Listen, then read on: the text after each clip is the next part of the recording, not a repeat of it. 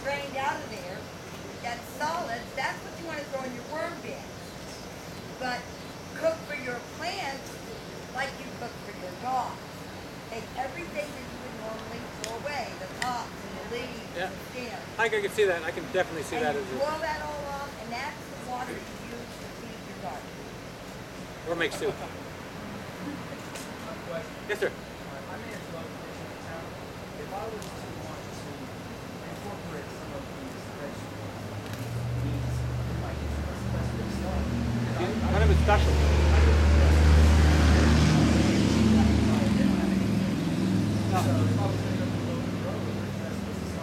You start with anybody, with these local guys here, anybody here that has a product.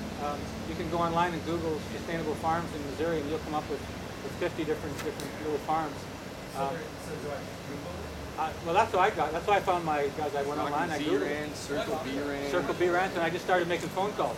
But if you go to the farmers market, you go to the farmers market up in Springfield, and talk to the guys up there, and you know, find out who's available, who's in Branson, because they all know each other, and you know they'll be more than happy to point you in the right direction. And I just use the product, and like I said, what I do is when you're first starting out, instead of, you can't dictate to the guys what you want. Say, okay, I'll tell you what, if you give me a rock bottom price, I'll take whatever you've got, and within reason, you know, because the guys, I know I can use this amount of product, and then incorporate it into your special. Is the whole time short on fresh product instead of what I would buy before it becomes Old time? like instead of the old time on shelf Shelf life better? life. Shelf life? It'll last longer? Yeah, it's not necessarily going to last longer. It really depends on, you know, it really depends on how you look after the product. That's where you're going to get the best shelf life out of it. But it's all the stuff's going to have, you know, the same amount of shelf life. Definitely. But, Was it an issue with the health department, like bringing it in? I'm responsible for it. Now, if I was buying shellfish, I have to buy my shellfish with tags, and I have to buy my seafood. But if I'm buying produce, things like that, of that nature, there's no guarantee from FreshPoint. If I make somebody sick from FreshPoint, if they send me a contaminated product, I'm still responsible for the product. So we have, I use, you know, we make sure we're washing all our products. We're looking after we're boiling. We're making sure that, you know, the health regulations are intact with our temperatures and our holding temperatures. They don't have an issue with you buying from local rather than the system of USDA or? No, because I'm responsible. So they really don't care as long as somebody's responsible. Doug, what do you wash your produce with? We're just washing in water. Just water? Yeah. Now we're washing in cold water, and we're scrubbing, like our watermelons. We have scrubbies that we run under cold water and scrub. I'm not a big advocate of the chemical wash. Yeah, sanitizer. What about, have you ever considered 35% H2O2 food grade? Mix it to a solution. No, I haven't. I never really looked into it. That's what we use. We buy H2O2 in bulk. Yeah. Which is safest thing. Peroxide. Peroxide. Yeah, it's the safest possible thing you could use. You know, but going back to basics, if you're washing your product and you got to realize where the bacteria comes from. In the fields, it's in the cantaloupe, the honeydews, the watermelon. It's on the outside. It's not on the inside. It's on the outside. Right. So we have the luxury of having this huge big sink that we can soak in the morning. We put all the vegetables in, and I have interns that come in, and that's the first thing their job is for the fruit plates. They fill it up with ice cold water and ice, and then they're scrubbing the outside, rinse them off under the running water, rinse them off, put them into and then we cut it from there. And you know, knock on wood, I've never had any problems with cross contamination or. Now, mind you, we do keep. I'm very big on keeping, you know, colored cutting boards for the proper products. Yeah. Making sure we keep, you know, lists. We keep all our temperature logs, our hot and our cold. Are making sure that everything is recorded, temperatures are done. So, and not only just for the fact of keeping records, it's the fact that cooks now have to actually see what the temperature of that mayonnaise or see what the temperature of that fruit is, so they can put two and two together of danger zone 40 to 140 and what that temperature actually is in there. So it's good, and it's again habit. It takes 30 days to make a habit. When I first arrived here, it was like they thought I was crazy. We're doing all this work. Why are we doing this work? It's like nobody's going to get sick. It's just, but you got to keep on, and you got to have a record. Because I'm responsible, so I have to have, you know, records of the temperatures of how we wash our products, when we wash them, all that kind of stuff. So. Doug, I want to thank you so much. My pleasure. It's awesome. Thank you. All right.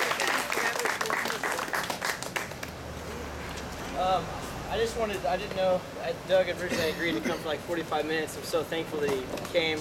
He's a wealth of knowledge, and I just want to commend him on his efforts. Thank you. Thank you so much. The community appreciates you.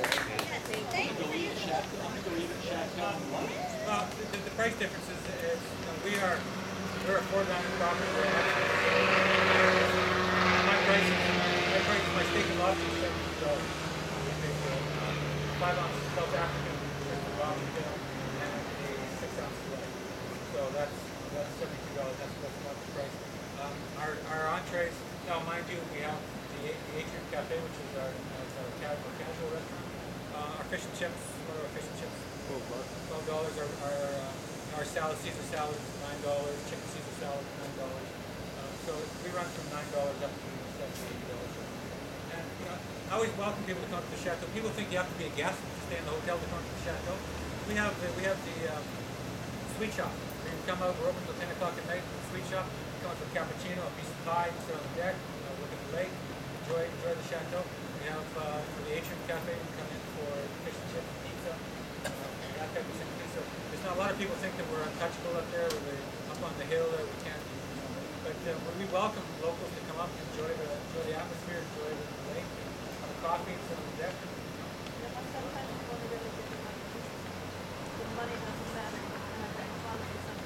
Not every day, but No, not every day, but like I said, it's a nice getaway.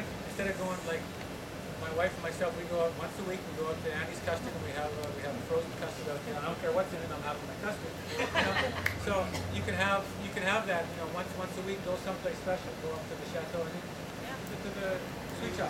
Have a Sunday. Have a float. oh, it's good food. Talk to Cindy.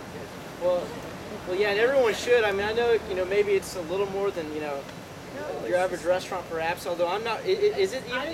It's not even. You can eat as cheap at the Chateau as you can anywhere in town. See, I stand corrected, thank you, because I was under that impression. No. Well, it would be it's worth it though. I mean, if it's, it's.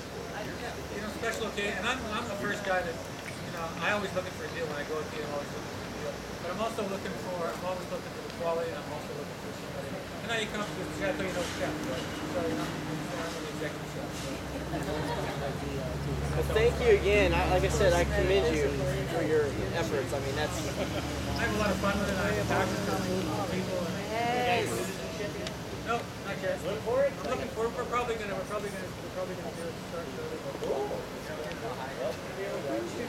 Well, it's so important, for you to do what you're doing. So, thank you again for speaking. If there's anything we can do to help you, let us know. Let's all go eat at the Chateau. Let's all go eat at the Chateau. Start a garden. Well, we're working on that.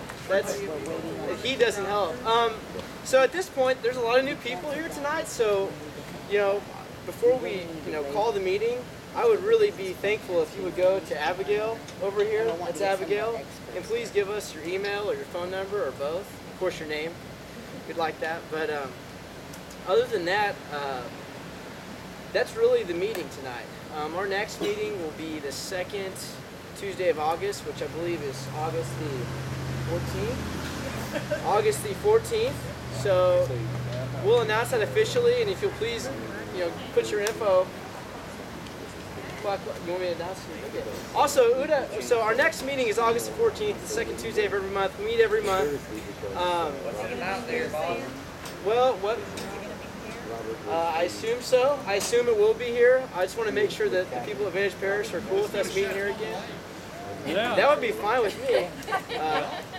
Well, anyways, we're working it out. So, the next meeting we're going to have Marina from the Circle B Ranch, which is one of the suppliers at the Chateau for the pork, come speak about pork cultivation.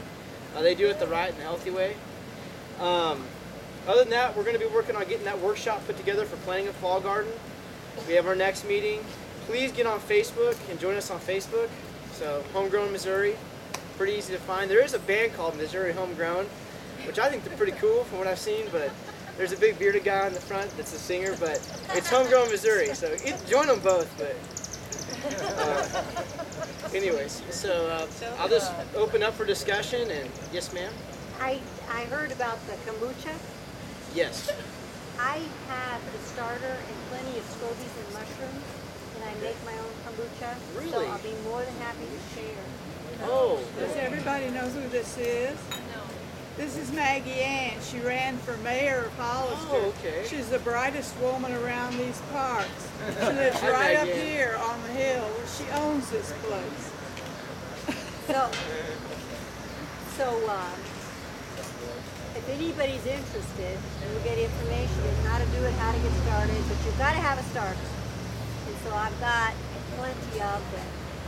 Can you talk, Marie? Can you talk to Maggie Ann afterwards? Because we'd like to get your information. And thank you for And coming. she knows how to make yogurt. And kefir, And keep it also. and goat milk. Yeah. Oh yeah, goat milk's good. I've got one other thing that I should have Yes. mentioned before. One of the things that we discussed also was how we could get more people into our group. And there's two groups that we decided would be a good fit.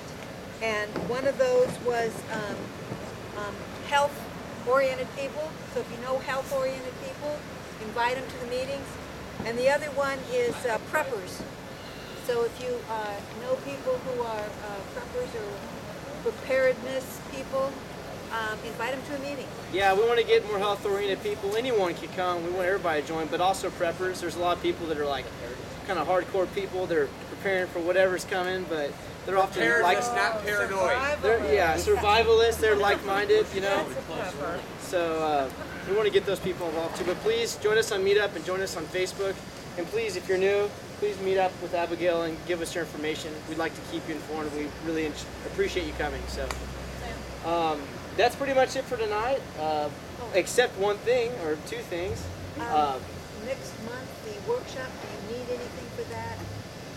Yes. Do you want to discuss that? We'll talk about the donations.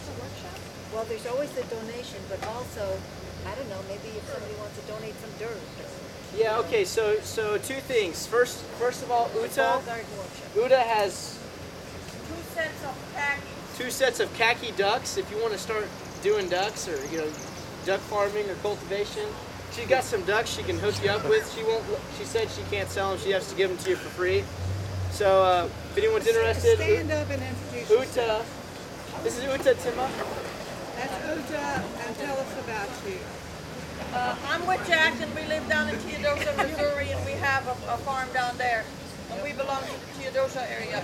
Uta is awesome. Uta is originally from Germany, and she taught our soap making workshop. Awesome work. So Yeah, and if you want another one, let me know. well, we're wanting to do that again. Yes, sir. Thank you so much. Other than that, for our fall gardening workshop, we are going to need, like, if anyone has supplies like dirt, possibly you have a massive seed bank, you want to donate some seeds for fall crops, anything, time, I don't know.